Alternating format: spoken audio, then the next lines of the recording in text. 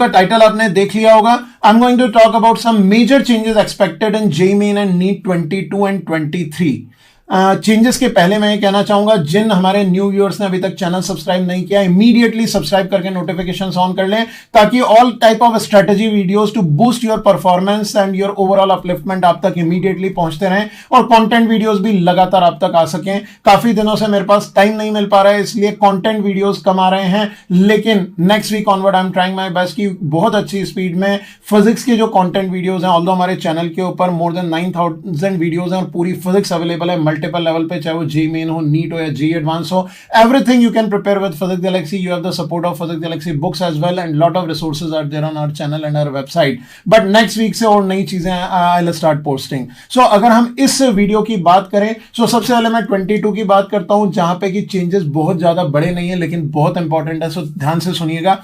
बहुत सारे लोग ये सस्पेक्ट कर रहे हैं कि जेईई मेन 22 का जो फर्स्ट अटेम्प्ट है वो जनवरी या फरवरी में कंडक्ट हो सकता है, जिसका नोटिफिकेशन बहुत जल्दी आने वाला है। सो मैं यहां पे आपको बता दूं कि जो स्टूडेंट फ्रेशर्स हैं, अभी क्लास 12th में हैं और इस वक्त टर्म 1 बोर्ड एग्जाम की तैयारी कर रहे हैं, which is going to be held in the month of December. Date sheet आ चुकी है, 3 दिसंबर से स्टार्ट होने वाले हैं एग्जाम, और ये बच्चों ने अपनी पूरी एनर्जी हाफ सिलेबस के ऊपर लगा रखी है। ऐसे में अगर जनवरी में जेईई मेन का एग्जाम कंडक्ट होता है, जिसमें ना सिर्फ 12th का पूरा सिलेबस आएगा बल्कि 11th का भी पूरा सिलेबस आएगा, सो ऐसे एक्ट की गलती मुझे नहीं लगता गवर्नमेंट करेगी, क्योंकि ऐसे में ये जो बच्चे 12th के बोर्ड एग्जाम पे जान लगा के मेहनत कर रहे हैं उनके लिए बहुत बड़ा इनजस्टिस होगा। सो जनवरी में there is almost negligible possibility कि जेईई मेन का फर्स्ट अटेम्प्ट हो, बाकी नोटिफिकेशन से क्लियर हो जाएंगी चीजें।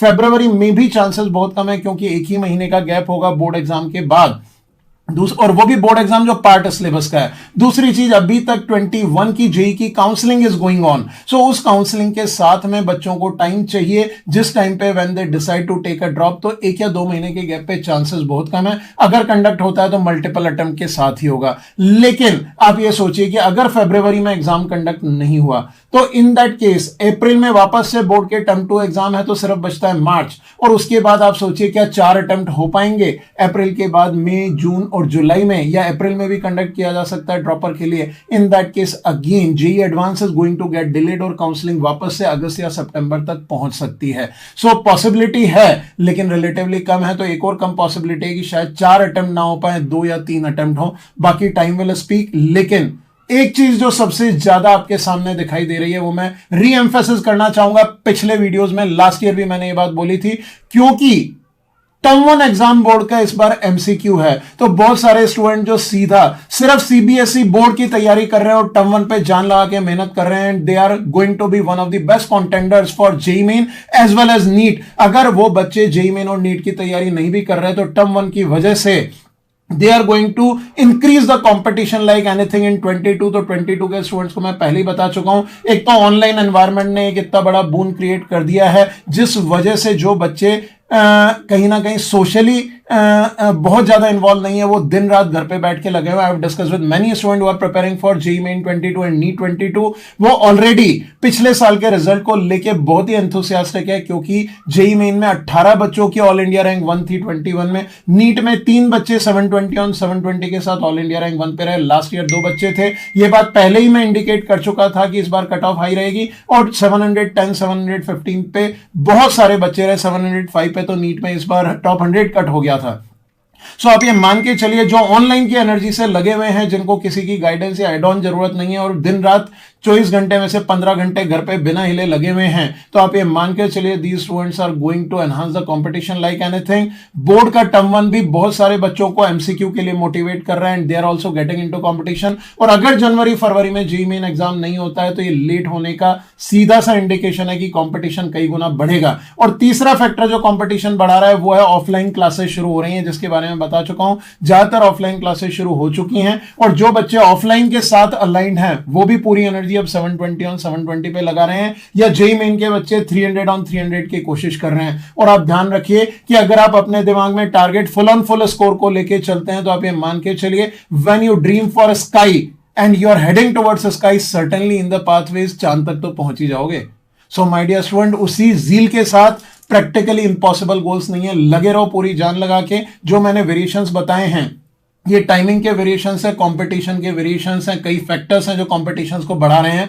पैटर्न की बात करें तो जेईई मेन या नीट के पैटर्न में चेंजेस होने के कोई चांसेस नहीं है। पैटर्न आप उसी लेवल पे प्रिपेयर कर सकते हैं। बट यस, जो ड्रॉपर स्टूडेंट्स हैं या जो अभी 12th में स्टूडेंट, वो 11th के भी टर्म 1 के जितने पेपर इंटरनेट से डाउनलोड कर सके और 12th के भी sample paper, CBSE sample papers और मॉक पेपर्स कई जगहों पे इंटरनेट पे अपलोडेड है, वो डाउनलोड करके प्रैक्टिस करते रहिए। Because one thing I can assure you कि 22 का जेईई मेन और नीट, इन दोनों पेपर में अराउंड 30 से 35% क्वेश्चंस आपके टर्म 1 के ओरिएंटेशन पे मिल जाएंगे। और टर्म 1 के पेपर का ओरिएंटेशन आप चाहें तो सीबीएसई की वेबसाइट से देख सकते हैं कि किस तरह के क्वेश्चन पूछे जाने वाले हैं। That is going to be the major change in JEE Main and NEET 22 papers.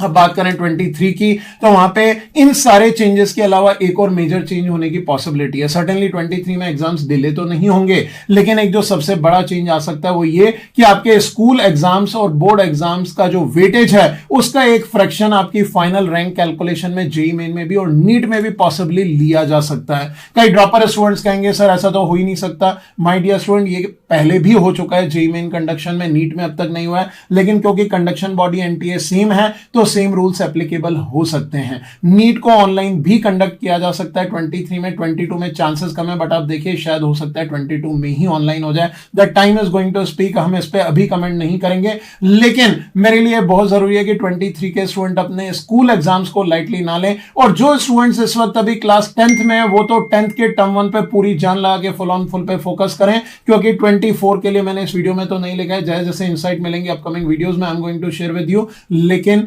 Very clear I am telling you 24 आते आते जो अभी बच्चे 10th में उनके टर्म 1 का और टर्म 2 का अच्छा खासा वेटेज आपके जेईई मेन में, नीट में या किसी और एग्जाम में भी एज अ फ्रैक्शन अकाउंट किया जाने लगेगा। According to new education policy बहुत सारी चीजों में चेंजेस आने हैं which is going to be finally implemented by 2030, लेकिन ईयर ऑन ईयर कई चीजें इंप्लीमेंट होती जा रही हैं। So I won't confuse you और डिस्ट्रैक्ट यू। बहुत क्लियर पॉइंट है, competition is going to be extremely tough. अपने डिटर्मिनेशन के साथ आगे बढ़ना है और फुल ऑन फुल पे टारगेट करने की कोशिश करनी है। अपने आप को कमजोर मत समझो, अपने आप को अंडर एस्टिमेट मत करो। अगर 10 क्वेश्चन फंडामेंटल आपके सामने आते हैं, अगर 10 में 10 का टारगेट लिया जा सकता है, तो जेईई मेन में 300 on 300 या नीट में 720 on 720 क्यों नहीं लिया जा सकता। वहां पे भी 10-10 के ब्लॉक्स के चंक को करते जाओ और पूरी जान लगाते जाओ, क्योंकि इतने सारे बच्चे ला रहे हैं और आने वाले टाइम में बढ़ने वाली है क्वांटिटी, तो आप क्यों नहीं हो सकते। सो उसी डिटर्मिनेशन के साथ I want you to have that level of pledge कि yes I am going to focus on full this year in 22, as well as जो 23 के स्टूडेंट हैं वो भी इसी लेवल पे प्रिपेयर करते हुए आगे बढ़े। Wish all the best.